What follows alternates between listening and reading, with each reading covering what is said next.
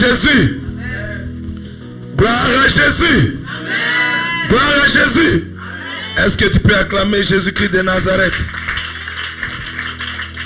Est-ce que tu peux acclamer Jésus-Christ de Nazareth, le Dieu tout-puissant, le Dieu vivant, le bienfaiteur, le tout-suffisant?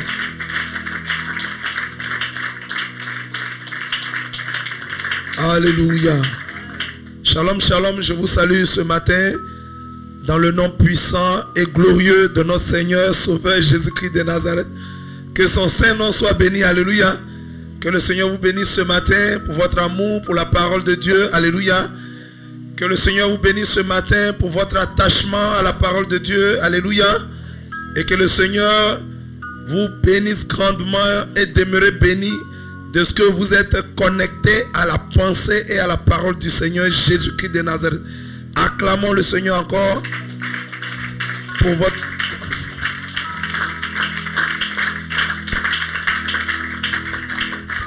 Gloire à Jésus. Shalom, shalom à tous ceux qui nous suivent en ligne également. Nous allons vous demander de vous disposer. Nous allons prier ce matin. La Bible dit, sans lui, nous ne pouvons absolument rien faire. On va élever la voix et confier ce moment à l'Esprit de Dieu. Que Dieu déploie sa sainte présence, qui sature l'atmosphère de sa présence, qui prenne toute la place et qui conduise toutes choses par la puissance de son Esprit. Roi de gloire, merci Dieu Tout-Puissant. Sans toi, nous ne sommes rien. Sans toi, nous ne pouvons rien faire. Je ne suis qu'un serviteur inutile, Seigneur. C'est toi qui es grand. C'est toi qui es fort. C'est toi qui es tout-puissant. À toi seul, toute la gloire. Seigneur, nous sommes là ce matin pour t'écouter. Parle. Tes serviteurs et tes servantes sont tout oui. Nous t'écoutons. Nous sommes tout oui. Nous t'écoutons. Parle, Saint-Esprit. Et que toute la gloire te revienne. Fais-nous du bien ce matin par la puissance de ta parole. Au nom de Jésus-Christ. Quelqu'un dit Amen. Amen. Acclame encore Jésus-Christ.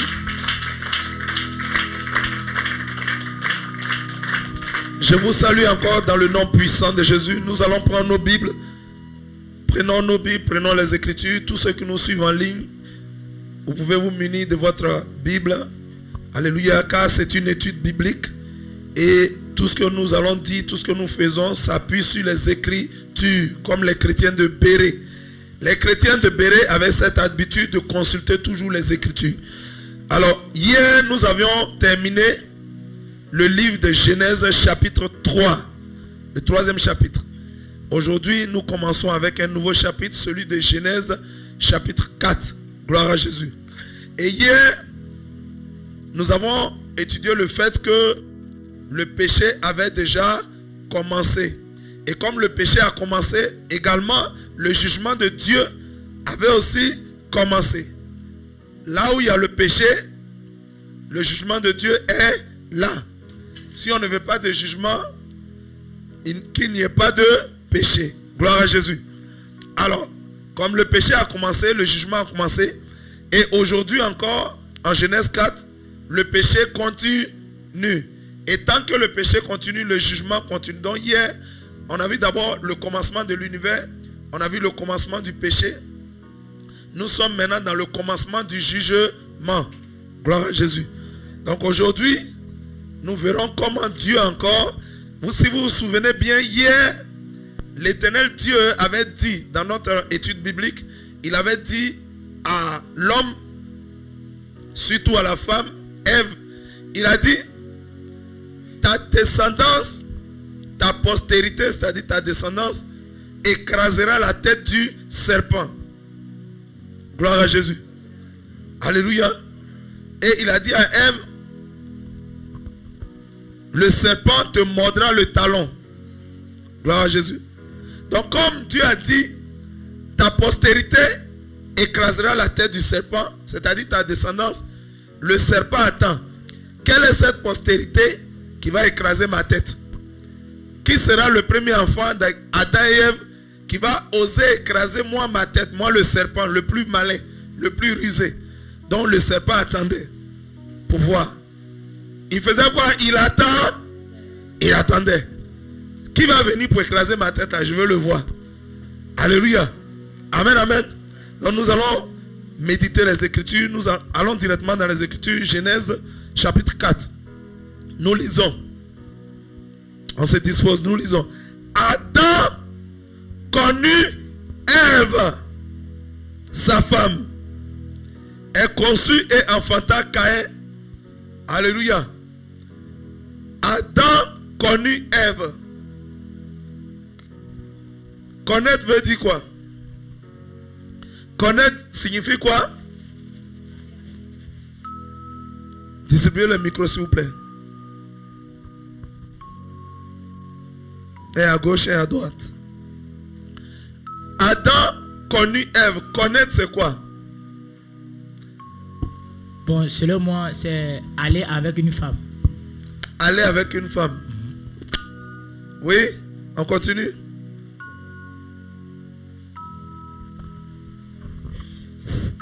Amen. Oui. Bon, pour moi, connaître, c'est de savoir. Savoir. Connaître, c'est aller avec une femme. Connaître, c'est de savoir. Oui, c'est quoi d'autre? Amen.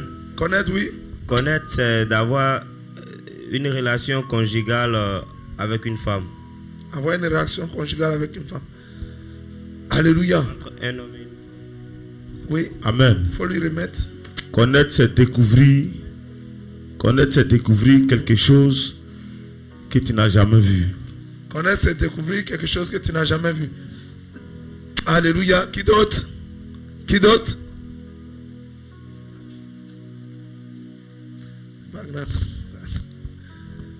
Gloire à Jésus. Alléluia. La Bible dit Adam connut Ève. Gloire à Jésus. Il y a quelqu'un qui a dit connaître, c'est une relation. Avoir une relation. Gloire à Jésus. La Bible nous dit en 1 Jean 5. Je vais dire ça rapidement. 1 Jean chapitre 5 verset 20. La Bible dit nous savons aussi que le Fils de Dieu est venu et qui nous a donné l'intelligence pour connaître le véritable. Et nous sommes dans le véritable en son Fils Jésus-Christ. Et c'est lui, Jésus, qui est le Dieu véritable et la vie éternelle. Dieu nous a donné l'intelligence pour connaître le véritable. Connaître le véritable. La Bible dit Adam connut sa femme. Connaître, c'est avoir une relation. Quand la Bible dit Dieu nous a donné de connaître le Dieu véritable. Connaître Dieu. Ah, moi je connais Dieu. Moi je connais Dieu. Moi je connais Jésus. Connaître, c'est une relation personnelle. C'est une intimité. Alléluia. C'est une intimité, une amitié, une intimité. Alléluia. Jésus pouvait dire, si vous demeurez en moi et que je demeure en vous, c'est une connexion. Connaître, c'est une connexion. La Bible dit, Adam connut sa femme. Il y a une relation, une intimité entre les deux. Il y a eu un partage, un échange, et de là est sortie une descendance, une progéniture, un enfant. Si tu veux acclamer, tu acclames. Gloire à Jésus. D'intimité avec quelqu'un, tu ne le connais pas. Gloire à Jésus. Un homme et une femme, pour se connaître, ils s'avancent dans un lieu secret et ils restent tout seuls. C'est ça connaître. L'intimité. Donc la Bible déclare que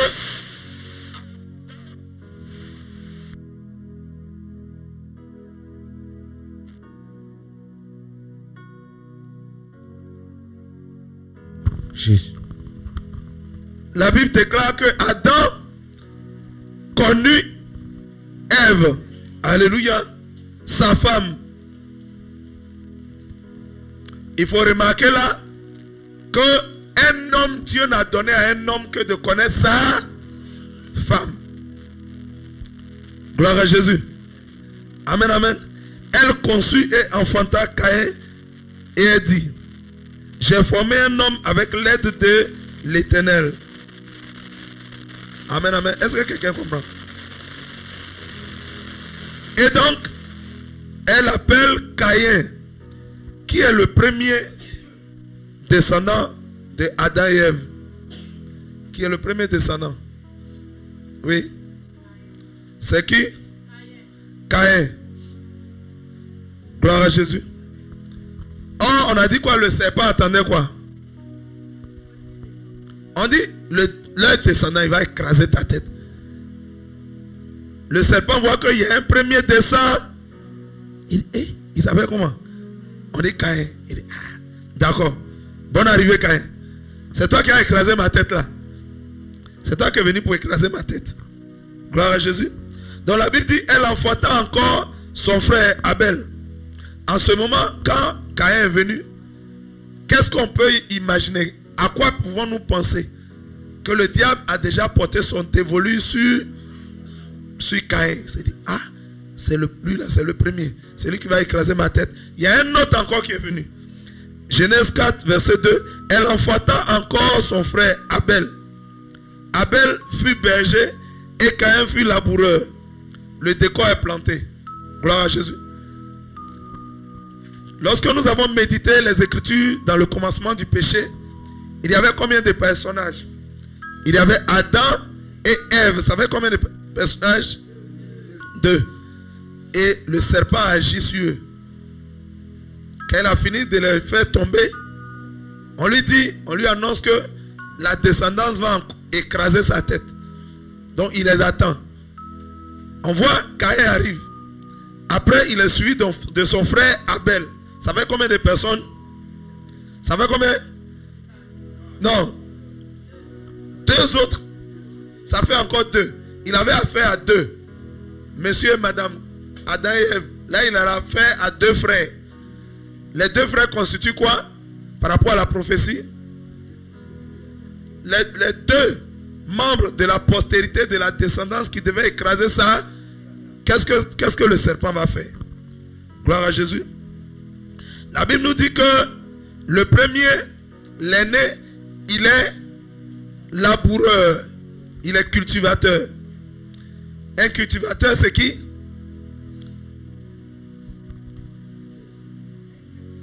Micro. Un cultivateur, c'est qui? Gloire à Jésus. Oui. Un cultivateur, c'est quelqu'un qui travaille la terre. Qui travaille la terre. Gloire à Jésus. Et son frère est berger. Un berger, c'est qui?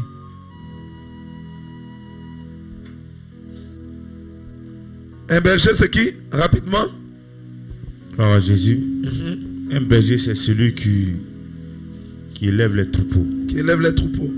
Alléluia. Acclamons le Seigneur Jésus-Christ.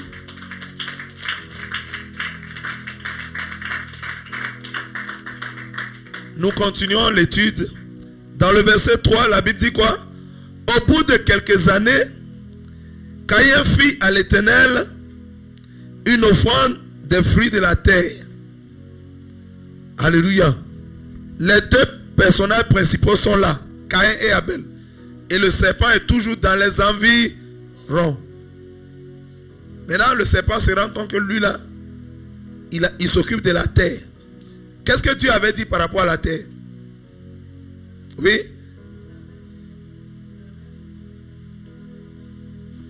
Gloire à Jésus. Oui. Dieu avait maudit la terre. Dieu avait maudit la terre.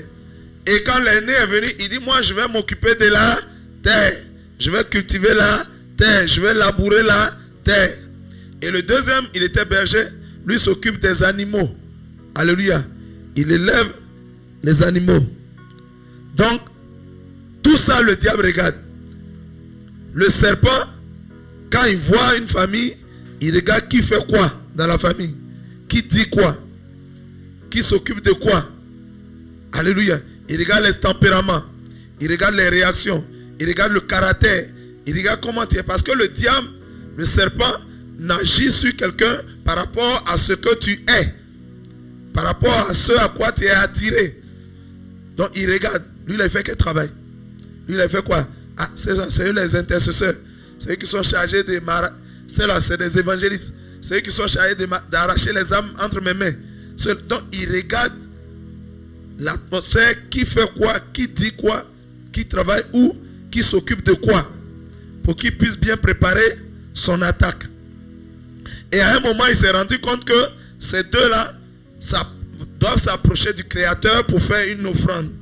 Il dit, au bout de quelques temps, Caïn fit à l'Éternel une offrande des fruits de la terre. Une offrande, c'est quoi? Qui connaît une offrande? Gloire à Jésus. Qui connaît une offrande?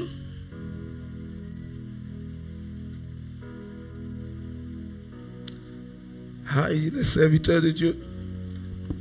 Gloire à Jésus. Une offrande, c'est donner. Une offrande, c'est Donner. un don. C'est un don. Quelqu'un d'autre?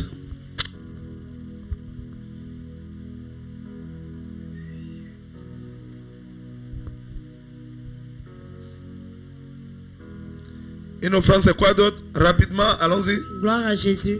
C'est une étude biblique, donc vous devez Pour moi- participer. Pour moi, Alléluia.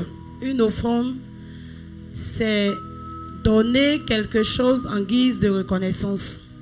Une offrande, c'est donner quelque chose en guise de reconnaissance. Oui, quelqu'un d'autre? Alléluia, gloire à Dieu. Une offrande, pour moi, c'est un don, un cadeau. Un cadeau. Alléluia. Faites circuler le micro. Au suivant. Amen. Une offrande, c'est donner quelque chose à Dieu. Envoyez le micro ici. C'est donner quelque chose à Dieu. Envoyez le micro ici. Il y a quelqu'un qui veut proposer sa réponse. Rapidement. Une offrande. Durant toute l'étude de la Bible, on aura beaucoup à parler d'offrande. Durant toute l'étude biblique. L'offrande, c'est un mot. Il fait partie des mots vraiment essentiels dans l'étude de la Bible. Il faut que chacun, oui, offrande, allons-y rapidement. Une offrande est un acte de gratitude envers Dieu. Une offrande est un acte de gratitude envers Dieu. Gloire à Jésus. Qui d'autre? Alléluia. Pour moi, une offrande, c'est de donner quelque chose à Dieu avec bon cœur. C'est donner quelque chose à Dieu avec un bon cœur. Alléluia. Gloire à Jésus.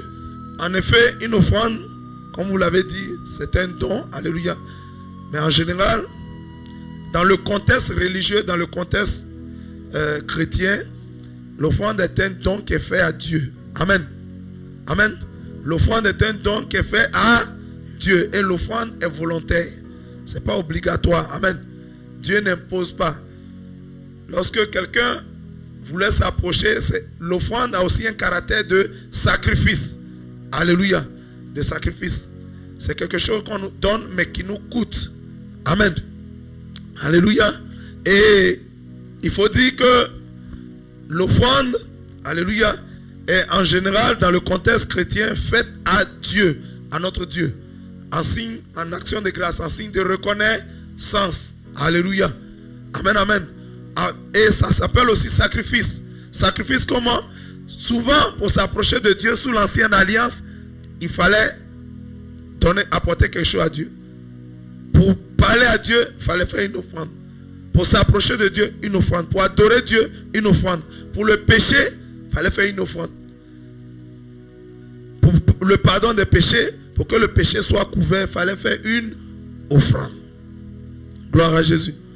Parce que le péché était venu mettre une barrière entre Dieu et l'homme. Donc hier, on a dit quoi? Il fallait une intermédiation. C'est-à-dire quoi?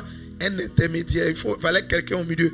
Regardez, souvent, lorsque dans nos villages, une famille a eu à poser un acte mauvais envers une autre famille, on prend un exemple.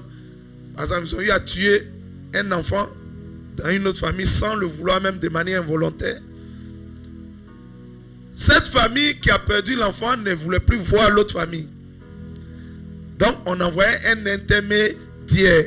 Si c'est un membre de... Non, c'est vous là qui avez tué notre frère. Donc on prend quelqu'un qui n'est pas de la famille pour venir réconcilier les deux familles, faire l'intermédiation. Donc l'offrande était comme l'intermédiaire entre Dieu et l'homme qui avait péché. Alléluia. Gloire à Jésus. Amen, amen. C'est pourquoi il fallait toujours une offrande entre l'homme et Dieu. Et l'offrande est toujours à l'ordre du jour. C'est le sacrifice sanglant qui a été abrogé.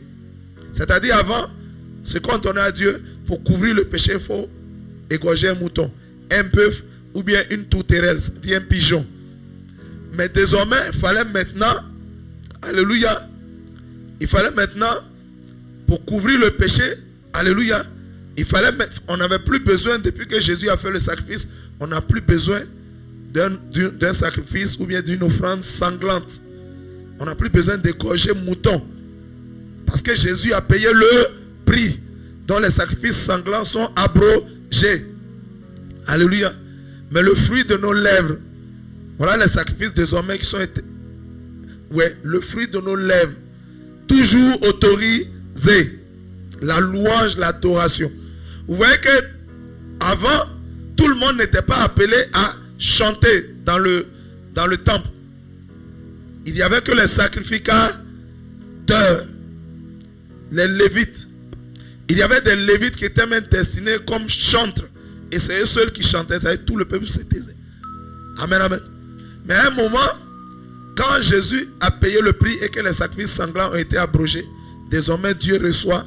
Jésus a dit dans le livre d'Apocalypse, il fait de nous tous qui sommes dans l'église un royaume de sacrificateurs. Tous les chrétiens sont désormais des sacrificateurs. Un sacrificateur, il fait quoi? Il fait les sacrifices. Et désormais, les sacrifices que nous faisons, ce ne sont plus des sacrifices sanglants, égorger mouton, égorger bœuf, non. Alléluia. Mais c'est seulement le fruit de nos lèvres, la louange, l'adoration. Tout le monde aujourd'hui peut adorer directement Dieu. C'est pourquoi vous voyez dans les temples aujourd'hui, quand les chants chantent, tout le monde chante avec eux. Parce que nous sommes tous devenus des sacrificateurs. Un sacrificateur est appelé à faire le sacrifice. Amen. Deuxième sacrifice autorisé encore, c'est le fruit de nos poches. Alléluia. Nous sommes en partenariat avec Dieu. Nous sommes en alliance avec Dieu. Ce qui est pour lui, c'est pour nous. Ce qui est pour nous, c'est pour lui. Donc quand il te donne, tu donnes aussi l'offrande, le fruit de tes poches. Gloire à Jésus. Et le troisième type de sacrifice qui est autorisé, c'est la libéralité. Être gentil. Alléluia. Être bon. Quand tu vois un frère qui manque de quelque chose, il faut l'aider. Tu vois un frère qui a faim, donne-lui à manger. Tu vois un frère qui est dans le besoin, qui est dans la pauvreté, il faut l'aider. Donc le fruit de nos lèvres, louange et adoration, le fruit de nos poches, faire les offrandes à l'église. Et enfin, la libéralité. Donner, offrir aux pauvres, aux veuves, aux orphelins, aux prisonniers et aux frères en Christ dans l'église qui sont dans le besoin. Gloire à Jésus. Amen, amen. Quelqu'un comprend? Si tu as compris, acclame le Seigneur. Nous reviendrons par la grâce de Dieu, sur l'offrande dans des enseignements futurs. Alléluia. Durant toute l'étude de la Bible, nous reviendrons sur l'offrande. C'est vraiment profond. L'offrande est le centre même de la parole de Dieu. Alléluia. Gloire à Jésus. Amen, amen. Donc la Bible dit, Caïn et son frère Abel vinrent chacun pour faire une offrande. Et Caïn présenta quoi? Alléluia. Caïn a présenté quoi? Il était quoi? Laboureur, il était cultivateur, il a présenté les fruits du sol. Les mangues, les papayes, les raisins. Alléluia. Il a présenté le fruit du sol. Alléluia. Allons-y, retournons à Genèse 4 rapidement. On était un peu sortis de là.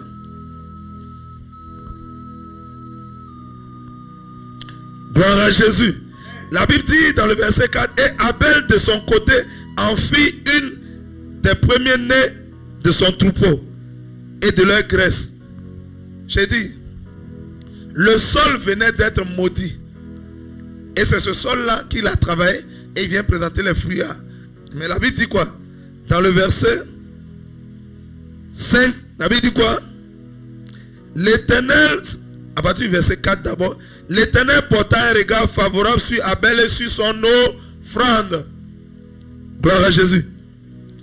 Et la Bible dit, il ne porta pas, verset 5, il ne porta pas un regard favorable sur Caïn et sur son offrande. Gloire à Jésus. On vous a dit que le serpent était déjà dans le jardin. Alléluia.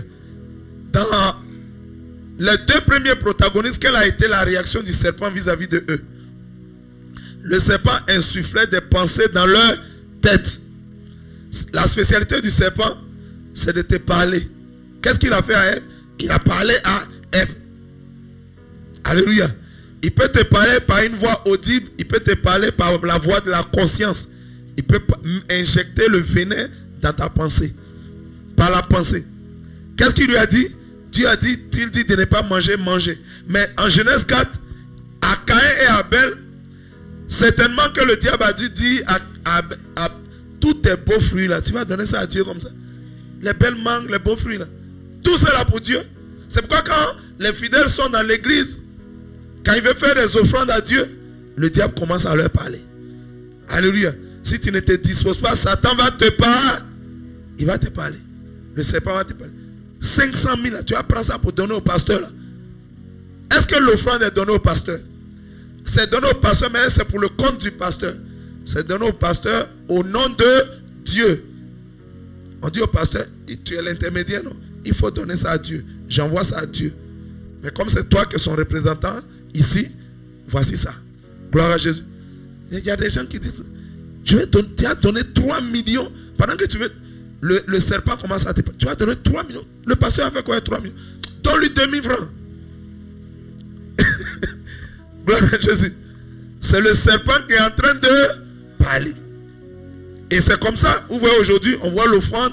Le serpent attaque l'offrande. On ne paye pas dîme. Le serpent dit, et cette dîme là, c'est encore à l'ordre du jour. Et cette dîme, ce n'est pas une hérésie. Est-ce que la dîme n'est pas dépassée? C'est la démarche du serpent. La spécialité du serpent, c'est d'attaquer l'offrande. Gloire à Jésus. Amen. La Bible dit, en Malachie 3, apportez à la maison du trésor toutes les dîmes et les offrandes. Il dit toutes les dîmes. Afin qu'il y ait de la nourriture dans ma maison. Donc dîme égale nourriture dans la maison de Dieu. Donc absence de dîme est égale à quoi? Il dit apporter à la maison du trésor toutes les dîmes. Dîmes du salaire. Alléluia. Alléluia. Dîmes des activités, des travaux, des commerces, des boutiques. Tu as un travail. Tu as un salaire là-bas. Mais tu as des boutiques, tu as des taxis compteurs. La Bible dit apporter à la maison du trésor toutes les dîmes. La totalité des dîmes. Si vous apportez la totalité, il y aura de la nourriture dans ma maison. Qu'est-ce que cela signifie? Si on n'apporte pas les dîmes, il n'y aura pas de la nourriture dans la maison de Dieu. Si les dîmes et les offrandes ne viennent pas, il n'y aura pas de la nourriture dans la maison de Dieu. Vous comprenez bien les Écritures? Alléluia.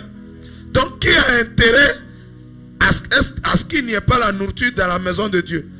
Est-ce que Dieu veut qu'il n'y ait pas la nourriture dans sa maison? Est-ce que Dieu veut que sa maison soit dans la sécheresse? Est-ce que Dieu veut que sa maison soit dans la disette?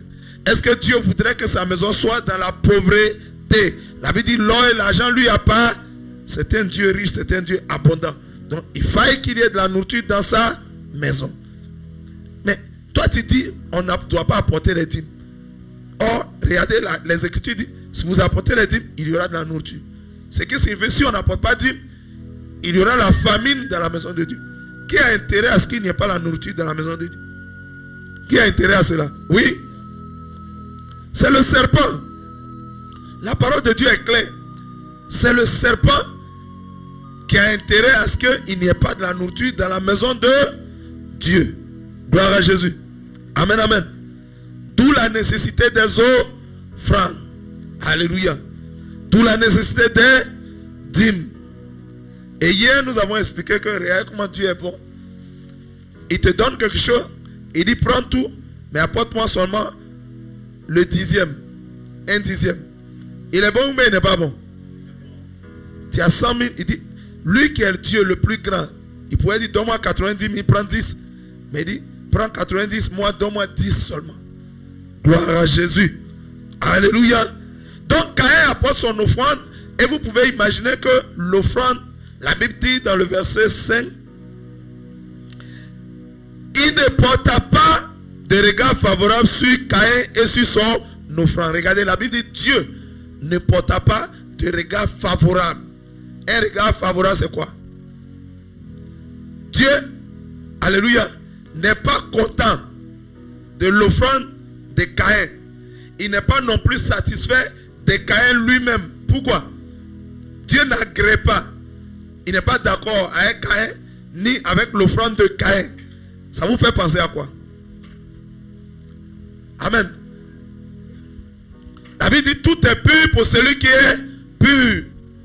Quand Dieu vous agrée là, il reçoit favorablement votre offrande.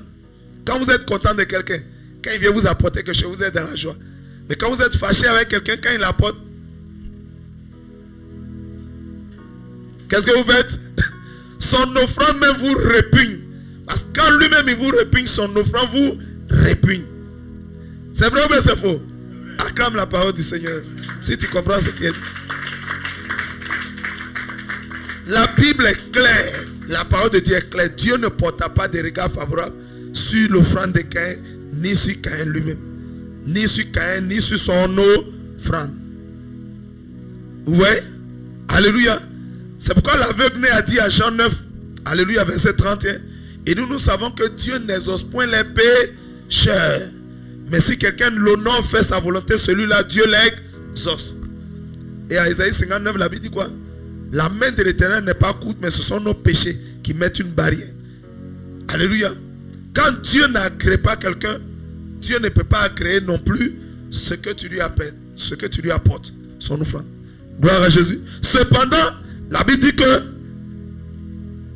si son offrande, alléluia, mais par contre, Dieu agréa, il a reçu favorablement. Il était d'accord avec Abel et son offrande. Regardons, qu'est-ce que l'offrande de Caïn avait et qu'est-ce que l'offrande d'Abel avait. Allons-y dans le verset 4. Et Abel de son côté en fit une des premiers-nés de son troupeau et de leur graisse. Regardez la caractéristique d'un homme depuis le commencement. Le premier-né, Abel, le jeune frère de Caïn, qui est le plus petit. Il y a des enfants, ils sont plus avisés. Il y a des petits frères. Alléluia. La maturité n'est pas forcément une affaire d'âge. La maturité, c'est pas forcément, c'est pas obligatoirement, c'est pas nécessairement une affaire d'âge. C'est pas parce que tu es le plus grand. Tu peux avoir 30 ans et une jeune fille de 18 ans, elle manifeste la maturité. Gloire à Jésus. Alléluia. Amen, amen. Amen, amen. Abel était le plus jeune. Mais comment le petit frère a pu comprendre que celui qui est dans le jardin ici, qui vient tous les soirs là, je dois lui offrir comment il a su que on doit lui donner les premiers-nés? Premier-né. À Apocalypse 1 verset 8. Alléluia. Apocalypse 1 verset 18 et Apocalypse 22 verset 13. La Bible dit quoi? Je suis le premier. Jésus-Christ est qui? Est-ce qu'il est le deuxième? Est-ce qu'il est le 18e? Il dit il est le premier. Il dit je suis l'alpha et l'oméga. Ça veut dire le commencement et la fin. Alléluia. Dans le grec, l'alpha c'est la première lettre grecque. Et l'oméga, c'est la dernière lettre grecque. C'est comme en français quand on dit A, B, C, D. Et la dernière lettre française, c'est Z. Alpha, c'est le A grec. Amen. Et oméga, c'est le Z en français. Voilà, Jésus. Donc Jésus dit, je suis l'alpha et l'oméga. Ça veut dire, je suis le premier, la première lettre. Et je suis le dernier. Ça veut dire quoi? Ça veut dire, c'est par Jésus que tout est. Alléluia. C'est lui qui est au début de toute chose, au commencement de toute chose. Alléluia. Et c'est par lui encore que tout se termine. Il est au début, il est à la fin. Gloire à Jésus. Quelqu'un qu'on lui donne quoi? On lui donne le commencement. Tu es le premier. En classe, le premier, on le met où? On le met derrière tout le monde. Ou bien on met quelqu'un devant le premier. Il dit, je suis le premier. Un premier, on lui fait quoi? On le sert en premier. Et on lui donne quoi? Les premières choses. Et on lui donne les meilleures choses. Et on lui donne les bonnes choses. Le premier, on le sert en premier. Si vous recevez chez vous le premier ministre, vous n'allez pas d'abord servir les servantes, servir les enfants. Le premier ministre est là, il attend. Et puis il avale crachat, tout le monde mange. Il est le premier, hein, le premier ministre. Tu l'as reçu. Quand toute la maison a fini de manger, tu le sers. Il va, quelle sera sa réaction? Oui, oui. Il va dire, bon, je ne mange pas, moi, mais je suis rassasié. et il va s'élever pour partir. Un premier, on le traite en premier. Donc regardez le plus jeune. Le plus jeune, il dit, ah, Dieu là, comment Abel a fait pour savoir que Dieu est le premier? Depuis le comment, depuis là-bas, lui savait déjà que Jésus-Christ est le premier. C'est comme s'il avait déjà lu Apocalypse 1 verset 8, Apocalypse 1 verset 18 et 22, 13. Gloire à Jésus. Donc quand Abel étant berger, il surveille ses moutons. Il les surveille. Et dès que un mec bat net, en général, le mouton donne combien de petits? Il donne combien de petits en général? En général, oui, allons-y rapidement. Il donne combien de petits? En général, il donne deux petits. Donc, qu'est-ce qu'Abel fait? Abel regarde pendant qu'elle veut mettre bas.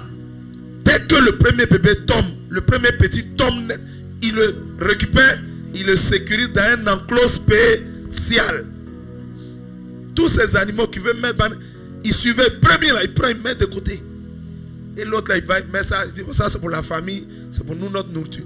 Mais Abel sait Dieu en premier. La Bible dit, les premiers-nés. Comment cet enfant-là, il a réussi? Comment il a eu cette idée?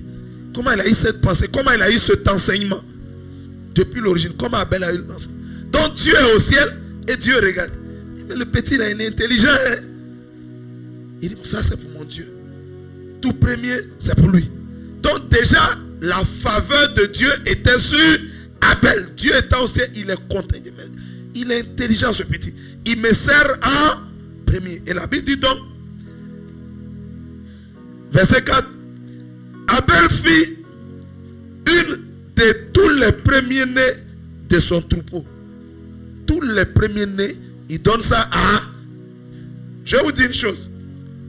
Quelqu'un qui élève des animaux, et dès que le premier sort, il sort Dieu. Il sert Dieu. Il pense à qui d'abord? Est-ce qu'il pense à lui-même? Est-ce qu'il se soucie de quoi il va manger? Est-ce qu'il se soucie de son bien-être? Est-ce qu'il est en train de voir, hey, est-ce que je ne vais pas mourir de faim si je sers quelqu'un d'autre là? En général, quand l'homme mange, il fait comment? Quand l'homme mange, il fait quoi? L'homme, quand il mange, il fait quoi? Il fait comme ça? Est-ce que l'homme fait ça? L'homme fait comme ça? Il fait comment? Il envoie où? Ça veut dire qu'il pense d'abord à... Il se soucie d'abord de lui-même. Amen. Il pense à qui? À lui. C'est vrai ou bien c'est faux? Quand vous mangez là, comment vous faites? Est-ce que quand vous mangez, vous faites comme ça? Vous faites comment? C'est moi. C'est moi. C'est moi, il faut qu'il soit d'abord rassasié. Mais ce petit là, est-ce que c'est ce qu'il a fait? Dès que le premier animal vient, Abel fait comment? Abel fait comment? Dieu d'abord. Donc il ne se soucie pas de lui.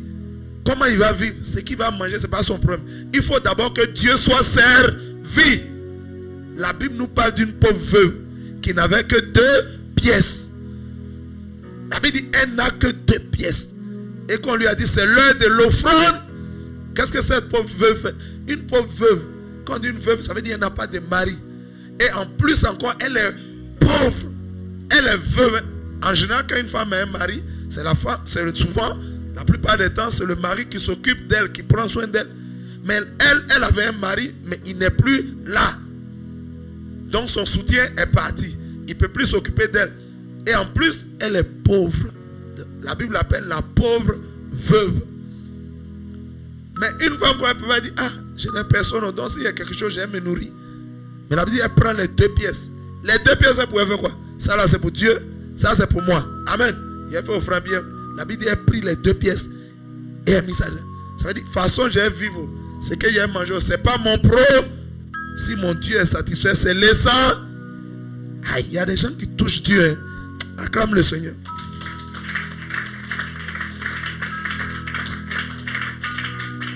Je vous dis la vérité. Alléluia. Quelqu'un reçoit l'enseignement. Acclame le Seigneur si tu reçois. Je vous dis une chose. De vous à moi, qui n'aime pas qu'on l'aime? Que quelqu'un dise, moi je n'aime pas qu'on m'aime. Si on ne m'aime pas, c'est bon. Tout le monde veut être aimé. Tout le monde veut qu'on s'occupe de lui, il veut être aimé. Donc vous pensez que Dieu est là-bas? Dieu nous regarde, comment on fait avec lui? Est-ce qu'on le considère? Est-ce qu'on le considère? Est-ce qu'on pense qu'il est important pour nous? Alléluia. Est-ce qu'on se soucie de lui? Est-ce qu'on se dit qu'il y a un Dieu qui nous a créés? Il est en haut, il nous regarde. Quand il y a tes choses, Dieu te regarde. Il y a des gens qui viennent te dire, il ne faut pas payer dîme. Dieu est là-bas, il regarde. Il y a des gens qui viennent dire, on ne paye pas dîme. Dieu est là, il regarde. Alléluia. Amen, amen. La Bible dit, celui qui sait faire le bien et qui ne le fait pas, il commet un péché. Gloire à Jésus. Alléluia. Donc cette pauvre veuve, elle ne se soucie pas de son avenir, de sa destinée, de son bien-être. Elle se soucie de Dieu. Caïn, lui, ses fruits, voilà comment il faisait ça. Et Dieu ne porta pas de regard favorable sur lui, ni sur son offrande. Mais Abel, cependant, son petit frère, quand dès que le premier sort, il dit c'est pour Dieu. Est-ce qu'un chrétien peut réagir comme ça aujourd'hui? Alléluia. Pour penser à l'œuvre de Dieu en premier. Alléluia. La Bible dit celui qui fait l'œuvre de Dieu a une négligence. Alléluia. C'est pas bon pour lui. C'est un péché. Amen. Abel ne négligeait pas l'œuvre de Dieu. Dès que ça vient, il dit l'œuvre de Dieu a des besoins. Vous avez vu? La Bible nous parle de Anne. Anne était stérile. Elle n'avait pas d'enfant. Premier enfant que Dieu lui a donné, qu'elle a intercédé, elle dit si tu me donnes, je vais te donner. Anne pouvait jeûner. Anne jeûnait. Anne priait. Anne intercédait. Il n'y avait toujours pas d'enfant. Anne dit Seigneur, donne-moi enfant. Si tu me donnes enfant, donne-moi enfant. Je vais montrer à ma coépouse Pénina que moi aussi là, je peux faire enfant. Donc elle prie. Donc toi, c'est pour satisfaire la vaine gloire. Alléluia. Que tu veux que je te donne enfant. Elle priait, Dieu n'exauçait pas. Elle jeûnait, il n'y avait rien. Un jour, Anne a dit à Dieu, Seigneur, si tu me donnes enfant là, c'est à toi qui va revenir. Si tu me donnes enfant, ça sera pour toi. Anne a d'abord pensé à qui? Une femme qui est stérile. Si l'enfant vient, tu ne vas pas dire, c'est mon enfant. Mais elle dit, elle va donner à Dieu. Automatiquement. Parce que Anne a dit, ton serviteur Élie de Silo, le sacrificateur, il est vieux. Alléluia. Et ses enfants qui devaient le remplacer sont des hommes pervers et des hommes pervertis. Ce ne sont pas des bons serviteurs de Dieu. Leur papa est déjà vieux. Il va bientôt mourir. Mais ses enfants qui doivent le remplacer, ils ne sont pas équipés. Ils sont inaptes. Ils sont indignes. Alors si je vois que ton œuvre a besoin de quelqu'un. Si tu me donnes un enfant, je te le donnerai pour qu'il serve, pour qu'il soit le remplaçant d'Élie. Dès qu'elle a dit ça, cette femme qui était stérile depuis, Dieu lui a donné. Qu'est-ce qui a fait que Dieu lui a donné? Elle a pensé à qui d'abord pour que Dieu lui donne? Elle a pensé à elle-même. Elle a dit quoi? Seigneur, si tu me donnes un enfant, c'est à toi qui va relever. Ça veut dire, je pense d'abord à toi. Dès qu'elle a dit ça, non, automatiquement, Anne est tombée enceinte. Alléluia. Ah.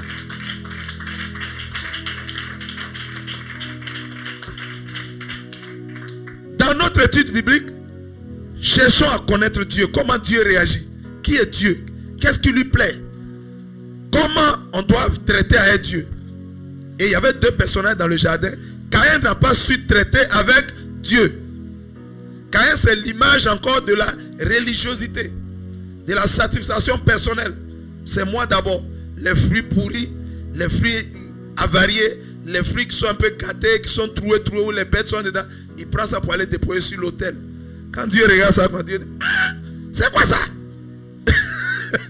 Dieu a horreur de ça. Attends, c'est moi, je suis là comme ça. C'est comme ça que tu me considères. Regardez, quand on fait un présent à quelqu'un, par ce présent, par ce cadeau, la personne voit comment vous le considérez. Quelqu'un te sert la nourriture, te met dans une assiette bizarre, contrôlée, déchirée, la sauce même coule.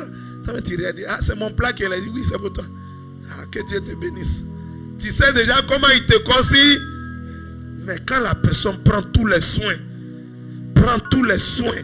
fait bien le plat, il y a plein de choses dedans.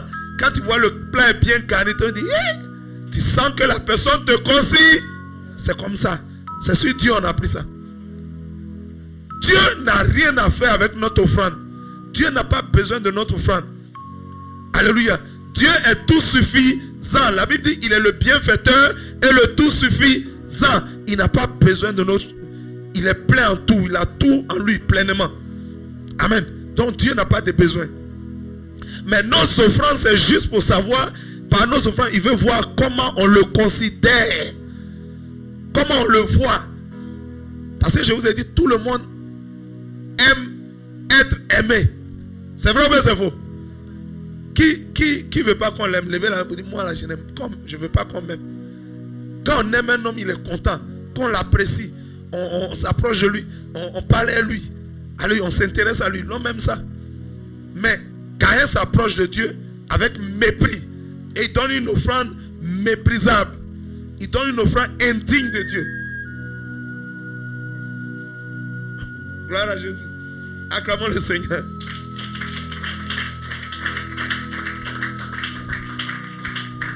Gloire à Jésus. Alléluia. C'est pourquoi il n'a pas reçu favorablement Caïn et son offrande. La Bible dit il reçut favorablement Abel et son offrande. Abel, l'offrande d'Abel m'a frappé. Les premiers-nés, aujourd'hui les chrétiens ne peuvent pas faire ça. Dès qu'il a quelque chose, il dit Seigneur Jésus d'abord.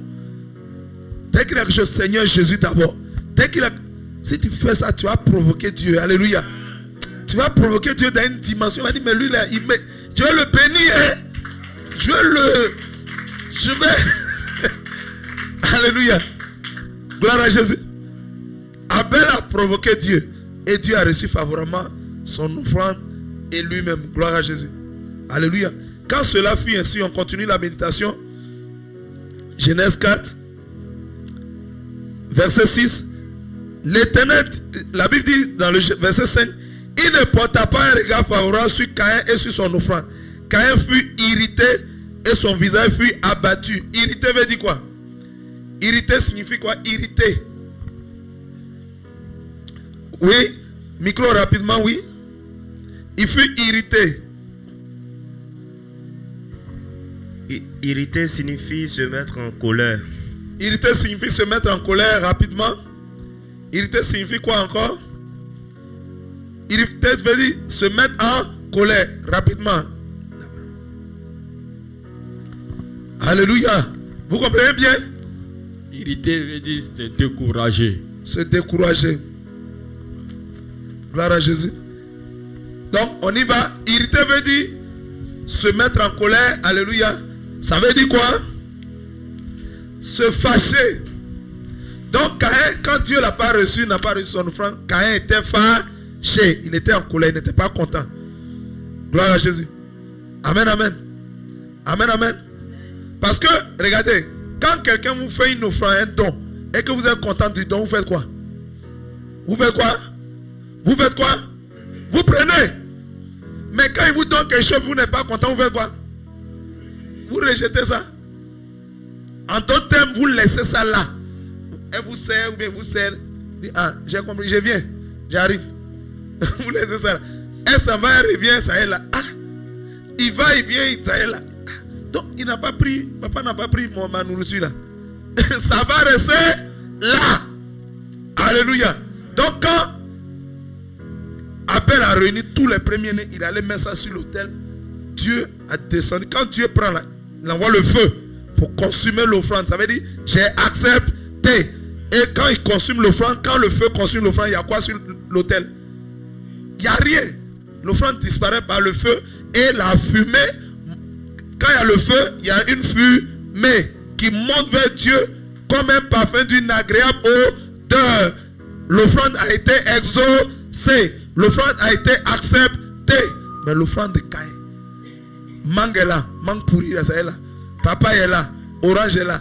Il dit, ah, comment Caïn s'est rendu compte que Dieu n'a pas accepté mon offrande? Il s'en va. Il s'en va travailler. Il vient. Mangue est là, mangue pourri, papa est là, avocat est là, et orange est là. Il s'en va travailler. Il revient le lendemain, ça est là. Il s'en va, il revient, ça est là. Pour Caïn a disparu dans la fumée. Ça veut dire c'est monté vers Dieu. Dieu a agréé. Acclame le Seigneur.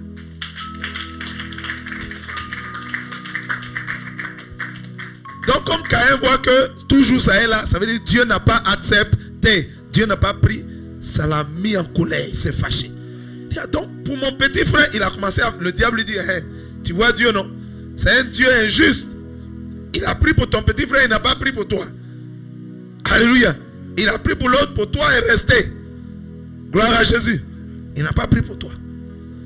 Il a commencé à insuffler des mauvaises pensées dans la tête de Caïn pour aggraver encore la colère. Et Caïn dit d'accord, comme il n'a pas pris, je prends acte. Gloire à Jésus. Donc, quand Caïn a réagi comme ça, qu'est-ce qui se passe? Vous êtes d'accord avec moi, non? Quand vous donnez quelque chose à quelqu'un, si la personne elle prend la chose, elle s'en va. Quand elle n'a pas accepté, elle laisse ça là.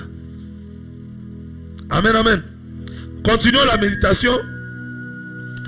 Et comme Caïn est fâché, comme il est en colère, il est irrité, qu'est-ce que Dieu fait? Dieu va faire maintenant.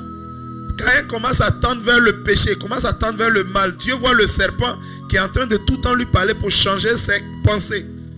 Alléluia. Donc Dieu va faire quoi? Il va faire commencer son enquête. Hier on a vu l'enquête, non? Dans l'enquête on fait quoi? On pose des caisses, on communique. Genèse 4, verset 6. L'Éternel Dieu dit à Caïn, pourquoi es-tu irrité? On a dit quoi? Irrité, c'est quoi? Fâché, en colère. Donc il dit, pourquoi es-tu fâché? Pourquoi es-tu en colère? Et il lui pose une deuxième question. Pourquoi ton visage est-il abattu? Visage abattu, ça veut dire quoi? Un visage abattu, c'est quoi? Alléluia. C'est un visage triste. Ça veut dire que Caïn était triste et découragé. Quand on parle de visage abattu, c'est la tristesse. Il est là-bas. Il est triste et découragé. Vous voyez Caïn même est comme ça. Quand même le Seigneur Jésus. Quand tu viens à l'église, tu vois ton frère comme ça. Hein? Tu viens à l'église, tu vois ton frère. Il est comment? Il est triste. Il semble découragé. Il faut l'appeler pour le fortir. On lui dit, mon frère, il y a quoi? Que Dieu te bénisse. Prends courage. Prends courage. Alléluia. Donc, c'est ce que Dieu est venu faire à Caïn. Il dit, Caïn, il y a quoi? Alléluia. Pourquoi tu es triste? Pourquoi tu es découragé? Alléluia. Amen, amen. Verset 7. Dieu lui dit, certainement si tu agis bien, tu relèveras ton visage. Et si tu agis mal, le péché se couche à ta porte. Gloire à Jésus. Le péché se couche à ta porte. Gloire à Jésus, ça signifie quoi? Dieu dit à Caïn, péché là, c'est couché à ta porte. Pourquoi Dieu parle de porte? Dans une porte, on fait quoi? À une porte, on rentre ou on sort. Donc Dieu lui dit, le péché est à ta porte. Ça veut dire, le péché est en train de te guetter. Le péché s'apprête à entrer dans ton cœur. Le péché s'apprête à te saisir. Alléluia. Alléluia. On va prendre nos Bibles. Prenons la Bible. On va lire 1 Pierre 5 verset 8. 1 Pierre chapitre 5 verset 8. Donc Dieu lui dit, le péché est à ta porte. Le péché veut entrer. Alléluia. Le péché te guette, il veut te saisir. Le péché te tend la main. Le péché te tend la main. Alléluia. Le péché te sollicite. Il t'appelle. Gloire à Jésus. 1 Pierre 5.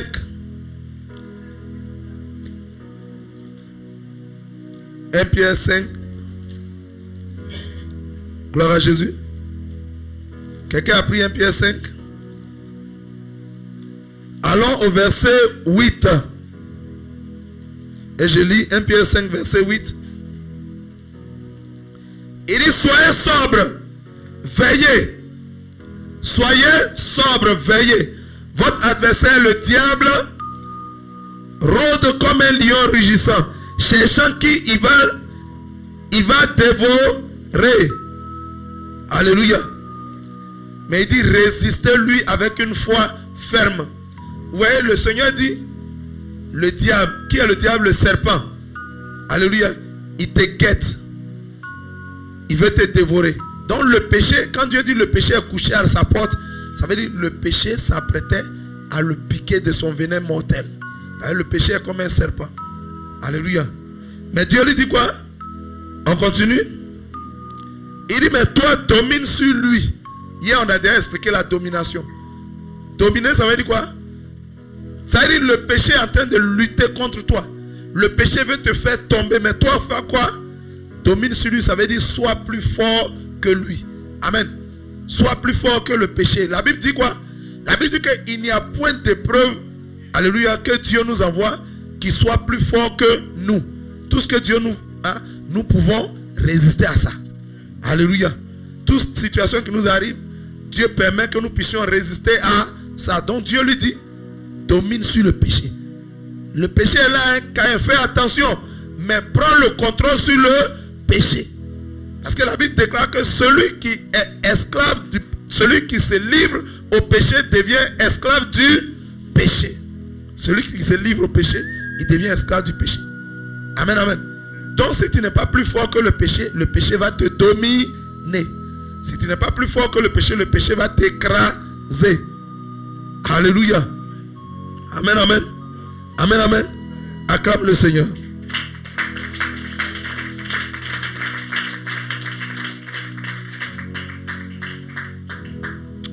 Continuons la méditation. Allons-y. Retournons à Genèse 4. Genèse chapitre 4. Donc, il dit, le péché se couche à ta porte. Alléluia. Et ses désirs se portent vers toi. Les désirs de péché. C'est ce qu'on a expliqué tout à l'heure. Le péché veut le saisir. Le péché lui tend la main. Alléluia. Mais lui devait être plus fort. Gloire à Jésus. Amen, amen. Continuons. La Bible dit dans le verset 8. Cependant, Caïn adressa la parole à son frère Abel. Mais comme ils étaient dans les champs, Caïn se jeta sur son frère et le tua. Alléluia. Le premier meurtrier. Est-ce que Adam avait tué un homme? Est-ce que Ève avait tué un homme? Ils ont désobéi en mangeant l'arbre que Dieu leur a dit de ne pas manger. Amen. Mais leur descendant, le serpent le pousse maintenant à faire quoi? À tuer. Tuer c'est quoi? Tuer signifie quoi? Faire mourir quelqu'un. Prenez le micro. Ôter la vie à une personne. Ôter la vie à la personne. Alléluia. La personne a la vie, mais lui ôter la vie. Gloire à Jésus.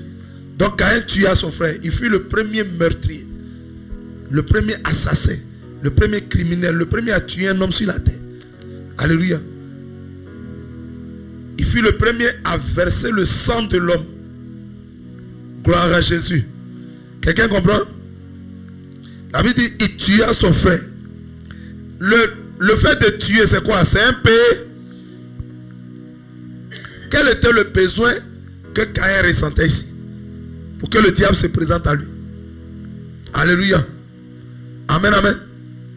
Regardez, dans la pensée de Caïn, puisque on lui dit, c'est la descendante de la femme qui va écraser ta tête. Le premier descendant, il s'est concentré sur lui. On va voir comment lui, il va écraser ma tête. Pour écraser de la tête du serpent, il faut être digne de ça. Amen. Il faut être dans les conditions spirituelles. Il sait que tant que tu pêches, tu n'es pas digne d'écraser sa tête. Tant que tu es dans le péché, donc qu'est-ce qu'il va faire? Il va te pousser à pécher. Et la Bible dit à Exode 20, verset 13, la Bible dit quoi? Tu ne tueras point. Il ne faut pas tuer. Et qu'est-ce qu'il a poussé Caïn a fait? À tuer son frère Abel. Gloire à Jésus. Il a dû certainement lui dire, Caïn, pourquoi Dieu n'a pas pris ton offrande? Dieu n'a pas pris ton offrande, pourquoi? Ton frère Abel est là. Abel est là. C'est parce que vous êtes deux que Dieu peut prendre l'offrande de ton frère. Mais si tu l'élimines et qu'il n'est plus là et que tu es seul, il est obligé de prendre ton offrande. Gloire à Jésus. Est-ce que c'est toutes les offrandes que Dieu prend? Est-ce que c'est toutes les offrandes qu'on doit accepter? Alléluia. Un pasteur peut prendre une offrande, mais Dieu peut ne pas prendre l'offrande. C'est vrai ou bien c'est faux? Alléluia. Lorsque vous regardez, lorsque le général syrien Naaman, il avait la lèpre et il allait en Israël, Le prophète Élisée lui a dit, va te laver 7 fois dans le Jourdain. Il ne voulait pas au début, mais il a obéi finalement. Et quand il s'est plongé, la Bible dit qu'il a été purifié de sa lèpre. Sa peau est devenue comme celle d'un petit bébé. Gloire à Jésus. Il est allé donner de l'or, des diamants, plein de richesses à Élisée. Élisée dit, ça là, je prends pas. Toi, tu es un homme de guerre, tu vas tuer les innocents.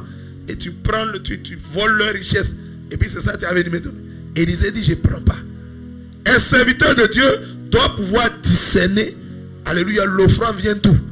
J'ai entendu dire, c'est un serviteur qui dit, envoyez-moi offrande. Envoyez-moi offrande. Quel que soit l'offrande envoyée. Alléluia. Même si tu vends drogue, il faut envoyer offrande. Même si tu fais prostitution, envoie seulement. Moi, il est sanctifié.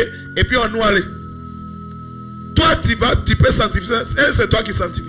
Toi, tu pries, mais ce n'est pas toi qui sanctifie. C'est Dieu qui sanctifie. Et Dieu sanctifie ce qui est conforme à sa volonté. Quelqu'un qui vend drogue, il détruit la vie de d'autres personnes. Et il n'a qu'à vendre et puis t'envoyer. Il est en train de pourrir la vie, il est en train de tuer d'autres personnes par la vente de drogue. Et toi, tu dis, envoyez seulement, moi, il est sanctifié. Et puis, on va faire l'œuvre de Dieu. Mais toi, tu peux prier, mais Dieu ne va pas agréer. Dieu ne va pas accepter. Non, si vous voulez même aller faire la prostitution, envoyez l'argent, moi, il est sanctifié. Gloire à Jésus. Ce n'est pas toutes les offrandes que Dieu accepte. Regardez, est-ce que l'offrande de Caïn, c'est Dieu a accepté? Ça veut dire que Dieu n'accepte pas toutes les offrandes. Le serviteur de Dieu doit savoir discerner. Il y a des chrétiens, avant d'envoyer l'offrande au pasteur, ils murmurent dessus.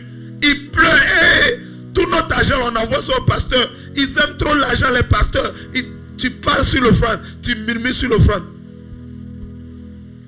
Ce n'est pas contre l'homme tu murmures. Tu es en train de murmurer contre Dieu. Alléluia. Parce que l'offrande, tu donnes ça à Dieu. Un jour, il y a quelqu'un qui a envoyé une offrande à un homme de Dieu. Il a tellement murmuré à sa femme. Le pasteur nous fatigue. Vraiment, on doit toujours donner l'argent. Il nous fatigue. C'est quoi ça? L'œuvre de Dieu là? C'est l'argent seulement. Dieu a entendu. Et quand l'offrande est arrivée, le pasteur a reçu l'offrande. Le pasteur a commencé à parler en langue. Dieu dit, hey, arrête de parler en langue. Il n'y a aucune langue à parler ici. Il ne s'agit pas de parler en langue. Parce que le pasteur était content. Il a commencé à bénir Dieu. Dieu dit ça là. Offrande ça là. Tu ne prends pas. Il dit, ça c'est le diable qui est en train de me parler. Le Seigneur dit, hey, c'est pas Satan, c'est moi, ton Dieu, c'est moi. C'est moi Jésus-Christ de Nazareth, c'est pas Satan. Offrande ça là, il ne faut pas prendre. Il dit, aïe, Seigneur, l'œuvre a besoin d'argent. Comment je ne peux pas prendre ça là? L'œuvre a besoin. Il dit, hey, ne prends pas ça. C'est moi ton Dieu. J'ai dit, tu ne prendras pas. Au fini, il s'est rendu compte que c'est Dieu qui est en train de parler. Hein? On ne se moque pas de Dieu. Il dit, mais Dieu, s'il ne prend pas, il fait comment? Il dit, retourne-lui ça. Retourne. Il a ramené l'argent. Quand ils ont reçu l'argent, ah, papa n'a pas pris l'offrande. Hey, papa n'a pas accepté l'offrande. De la même manière que Dieu n'a pas accepté l'offrande de Caïn. Dieu a rejeté leur offrande. Ils ont commencé à pleurer. Ils ont commencé à se lamenter. Et ils se sont repentis. Ils ont demandé pardon à Dieu. Alléluia. Et ils ont augmenté l'offrande. Ils ont multiplié. Mais cette fois-ci, ils n'ont plus murmuré. C'est pourquoi la Bible dit, apportez les offrandes de manière volontaire, sans murmure. Alléluia. Une offrande sur laquelle tu murmures, quelle bénédiction ça peut t'apporter? Les murmures viennent du diable. Le diable a été le premier à murmurer au ciel là-bas, avant de se rebeller contre Dieu. Gloire à Jésus. Le premier à murmurer au ciel, c'est Satan, le serpent. Et donc, c'est lui qui pousse les gens à murmurer. Il a poussé Israël à murmurer 10 fois contre Dieu. Dieu dit, vous êtes déjà rebellés 10 fois contre moi. Gloire à Jésus. Le diable, le serpent, est l'auteur des murmures. Et comme le diable a dit à Caïn, il dit, tu as vu, toi tu as donné tous ces fruits à Dieu. Et Caïn a commencé à murmurer, tous mes fruits là, Dieu va manger ça. Et puis ça, il prend les fruits pourris, il dépose ça là-bas. Et Dieu ne rejeta son offrande. Ce n'est pas toutes les offrandes que Dieu prend. S'il a rejeté l'offrande de Caïn, il peut rejeter aussi ton offrande. Apporte l'offrande dans de bonnes conditions, avec de bonnes dispositions. La Bible dit apporter l'offrande dans la joie Est-ce que quelqu'un qui murmure, il est dans la joie? Quelqu'un qui murmure, est-ce qu'il est dans la joie? Et ils ont ramené l'offrande. Quand l'offrande est arrivée, Dieu dit, tu peux prendre. Il a dit à son Seigneur, cette fois-ci tu peux prendre. Dieu connaît tout. Le pasteur ne savait pas qu'ils ont murmuré sur l'offrande, ils ont maudit l'offrande. Vraiment, l'œuvre de Dieu là, si c'est à quoi nous on est là, on est dépouillés. Pourtant, Dieu t'est béni. Alléluia. Quand le pasteur priait, Dieu l'a élevé encore. Gloire à Jésus. Alléluia. Ne murmure pas sur ton offrande. Apporte l'offrande dans un bon cœur. La Bible dit avec joie, sans murmure. Alléluia. Acclame le Seigneur si tu comprends bien.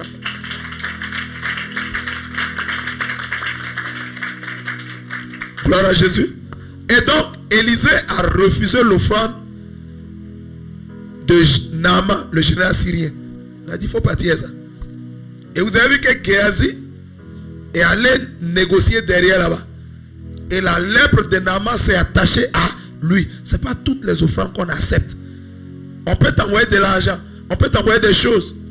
Souvent, ça va chercher des fétiches. On les brûle. Mais on dit la chose qui est connectée au diable. Comment toi tu peux prendre ça? Ça va t'apporter la malédiction. C'est comme ça que Géasi a eu la lèpre. Quand il a pris l'offrande qu'on ne devait pas prendre. Vous avez vu que le prophète Élisée a eu le discernement. Il dit, ce n'est pas toutes les offrandes qu'on prend. Gloire à Jésus. Est-ce que tu as bien compris? Tu as bien compris? Acclame le Seigneur si tu as bien compris.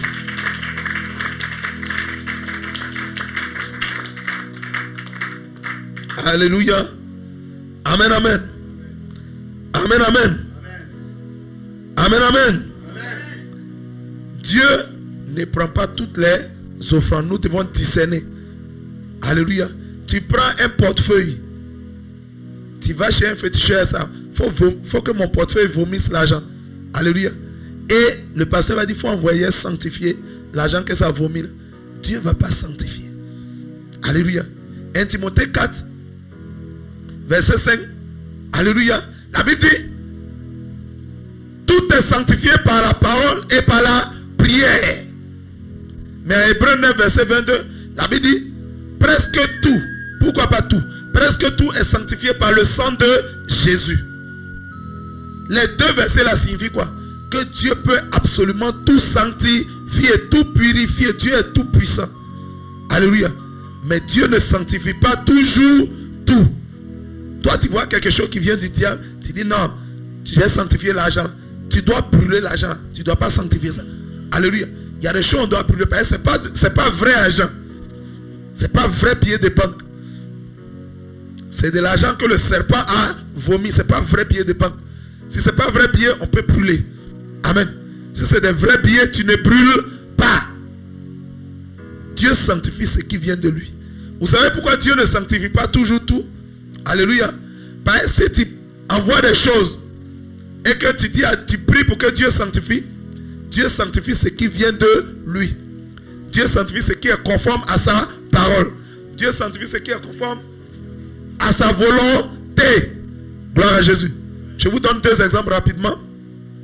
Votre fils fait le broutage. Ça veut dire il escroque. Brouter c'est quoi? C'est mouton qui broute. Comment tu peux porter un nom brouteur? C'est un mouton, un animal. Tu te rends au rang de l'animal. Et donc il va faire le broutage. Ça veut dire escroquer les expatriés, les Européens. Et il gagne de l'argent. Et puis il vient. Il paye des affaires à la main. Le papa dit, hé mon fils, ce que tu fais là, c'est pas bon. Hein? Mais bon, prête-moi 200 000. Ouais. Ta fille, ça va faire la prostitution. Elle vient. Elle prépare la nourriture, les poulets. Tout ça. Maman, je n'aime pas quand tu fais prostitution. Bon, serre-moi un peu de poulet, il va manger. Qu'est-ce que la fille va faire? Est-ce qu'elle va arrêter de faire la prostitution? Elle va dire, ma maman est d'accord avec ça.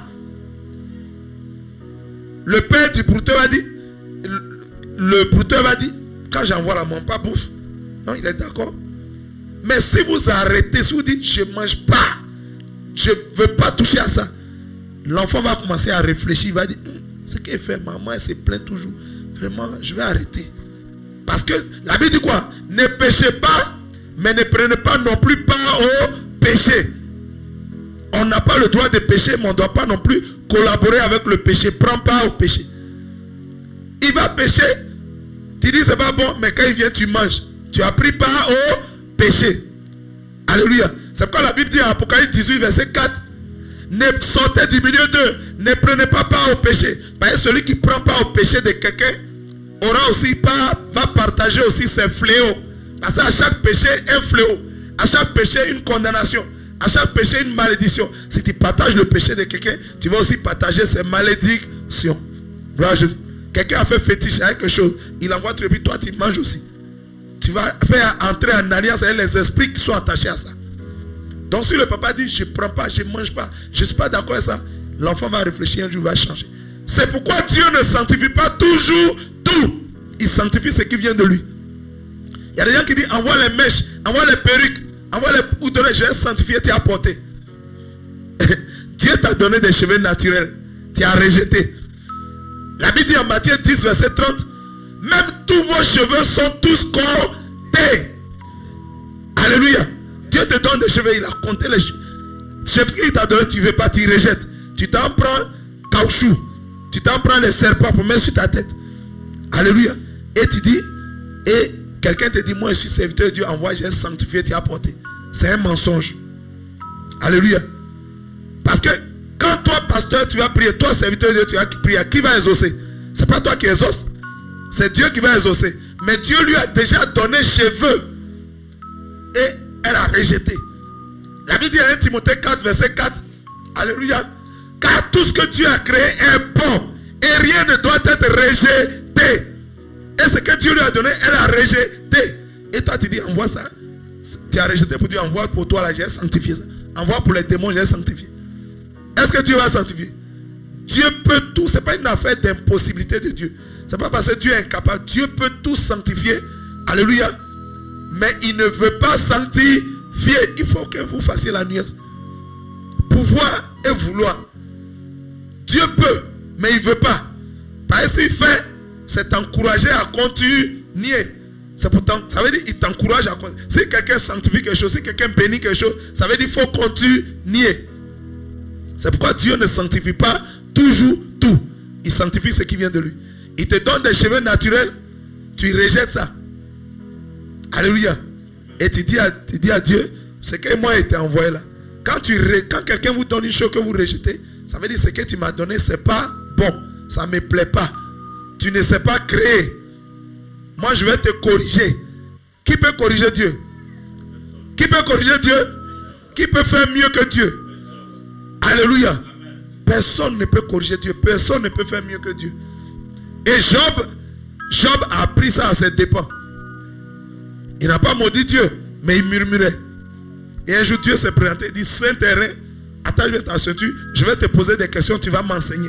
Il a vu que personne ne peut enseigner Dieu. Gloire à Jésus. Amen. Amen, amen. Donc Dieu peut tout sanctifier, mais c'est parce que il ne va pas vouloir sanctifier. Il t'a déjà donné. Il a déjà pourvu à ton besoin. Il t'a déjà donné des cheveux. Gloire à Jésus. Amen, amen. Acclame le Seigneur si tu comprends.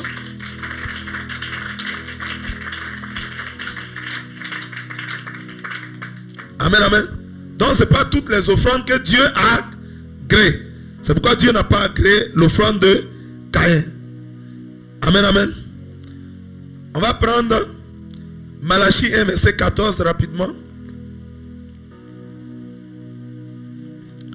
Malachie 1, 14.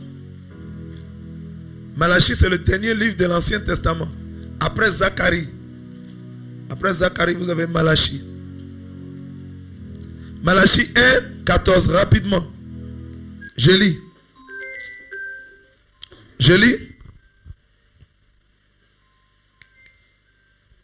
Alléluia. Je lis les Écritures. Vous voyez que Dieu n'accepte pas toutes les offrandes. Malachie 1, 14. Maudit soit le trompeur qui a dans son troupeau un mâle et qui voue et sacrifie au Seigneur une bête chétive. Car je suis un grand roi, dit l'Éternel des armées, et mon nom est redoutable parmi les nations. Est-ce que quelqu'un a compris? On va relire le texte. Acclame le Seigneur, c'était bien. Dieu dit, maudit soit le trompeur. Dieu dit, quand il y a bonne chose et que tu lui donnes mauvais là, tu le trompes. Amen. Amen. Amen, amen. Maudit soit le trompeur qui a dans son troupeau un mâle et qui voue et sacrifie au Seigneur une bête chétive. Car je suis un grand roi, dit l'Éternel des armées. Alléluia. Et mon nom est redoutable parmi les nations. Gloire à Jésus. Acclame le Seigneur Jésus-Christ.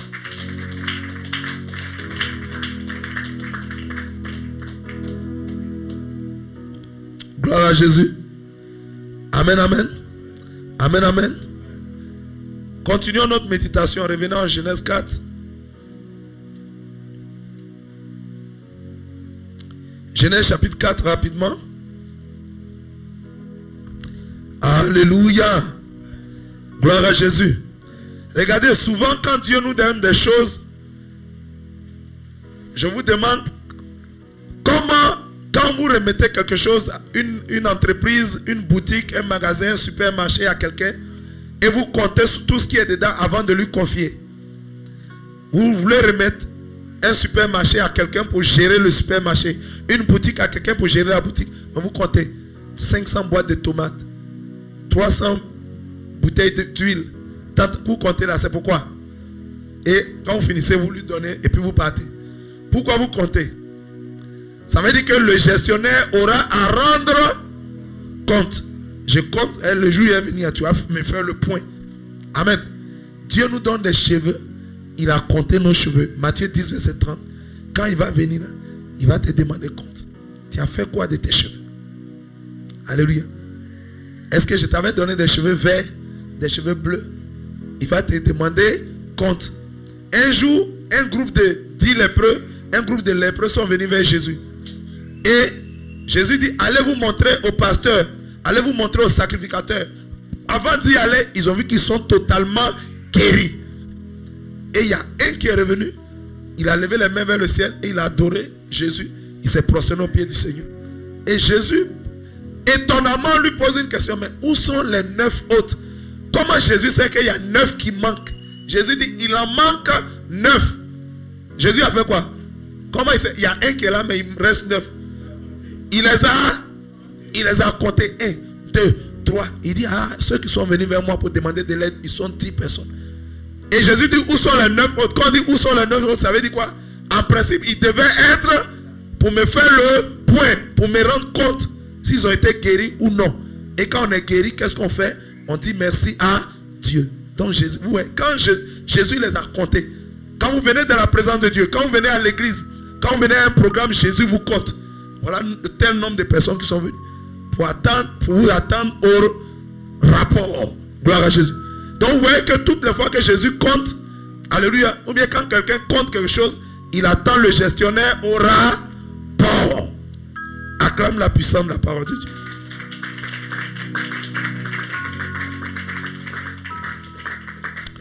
Quand Caïn a tué son frère Abel, qu'est-ce que Dieu fait? C'est un maintenant.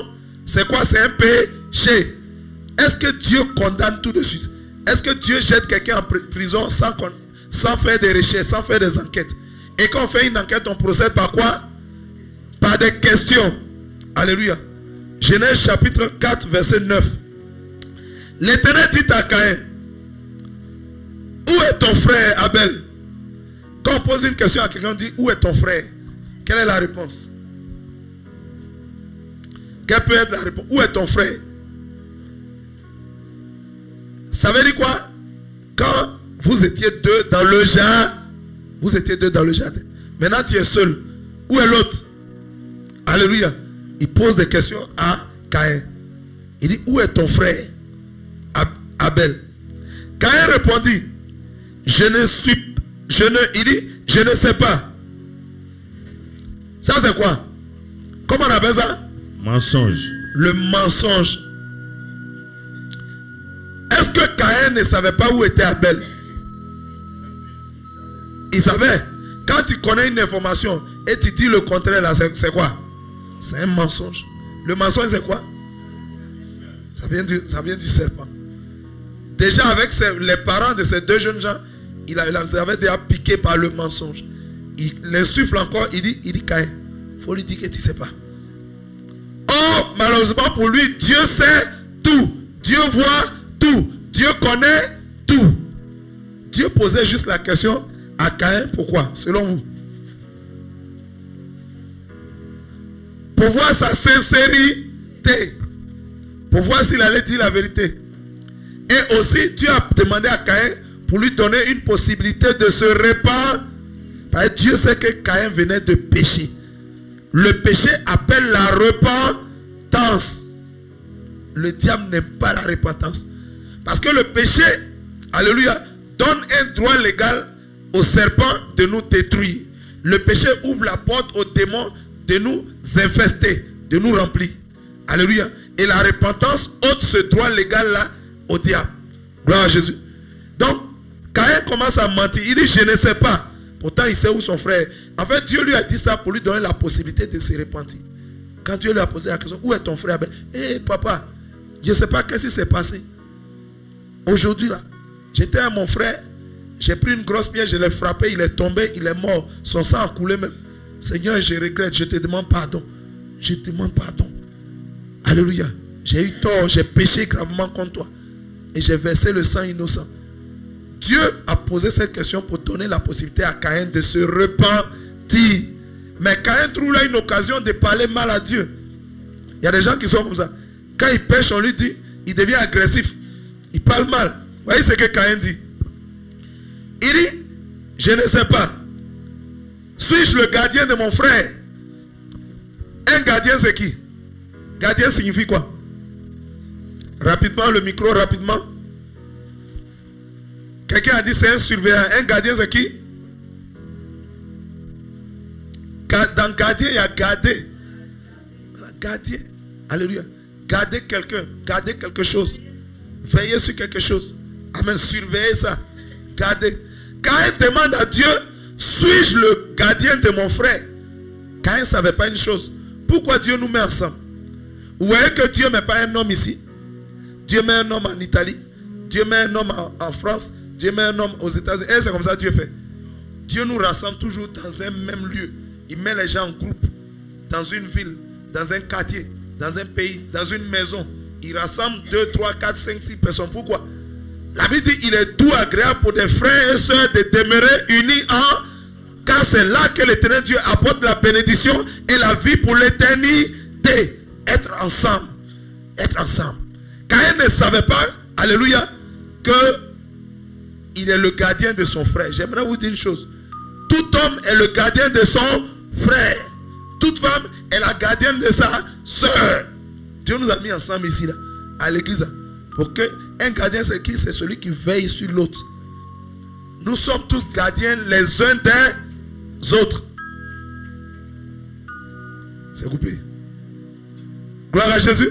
Nous sommes tous gardiens les uns des autres. Est-ce que quelqu'un comprend ce que je suis en train de dire? Tu es le gardien de ton frère. Tu es le gardien de ta soeur. Si tu comprends ça, acclame le Seigneur.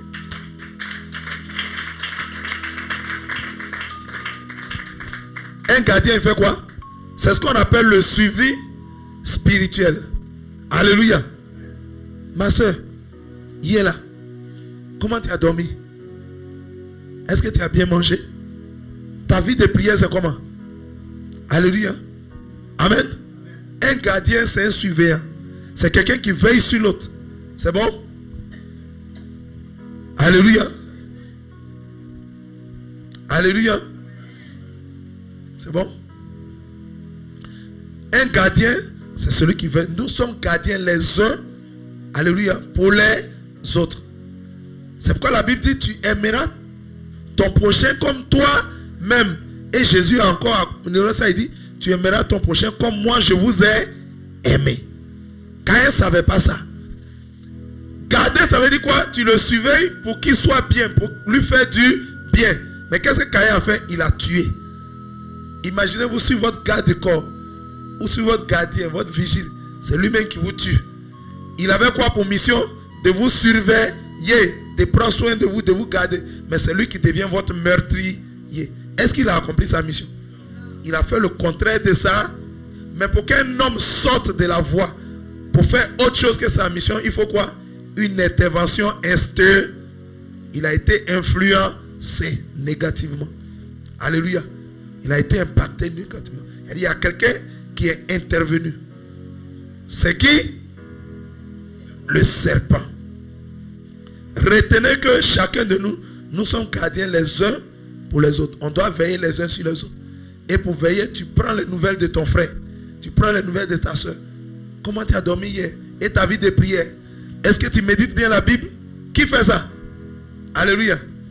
Chacun de nous, on doit le faire à partir d'aujourd'hui. Gloire à Jésus. Si tu vas le faire, acclame le Seigneur.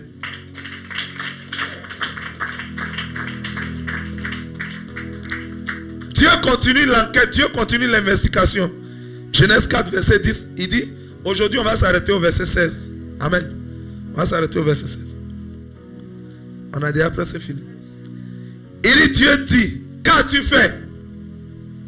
Il dit quoi? Qu'est-ce que tu as fait? Il dit, la voix du sang de ton frère crie de la terre jusqu'à moi.